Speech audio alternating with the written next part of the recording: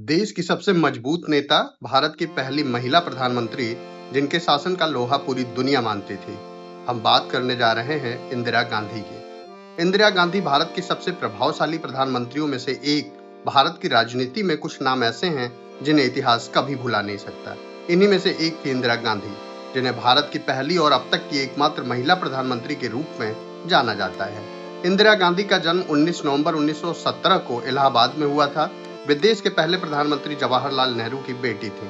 बचपन से ही उनका जुड़ाव स्वतंत्रता आंदोलन और राजनीति से रहा। 1966 में लाल बहादुर शास्त्री के निधन के बाद इंदिरा गांधी भारत की प्रधानमंत्री बनी।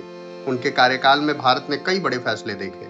1969 में बैंकों का राष्ट्रीयकरण और रियासतों के प्रिवी पर्स को खत्म करने जैसे फैसलों ने उनकी राजनीतिक छवि को मजबूत किया।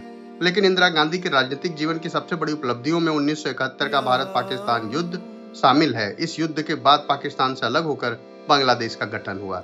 इस जीत ने इंदिरा गांधी को भारत ही नहीं बल्कि पूरी दुनिया में एक मजबूत नेता के रूप में स्थापित किया।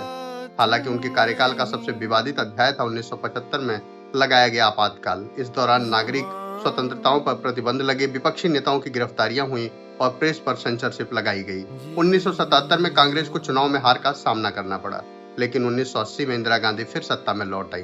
1984 में पंजाब में अलगाववादी गतिविधियों के बीच ऑपरेशन ब्लू स्टार हुआ, जिसके बाद देश की राजनीति बेहद तनावपूर्ण हो गई और फिर 31 अक्टूबर 1984 को उनके अपने सुरक्षा कर्मियों ने उनकी हत्या कर दी।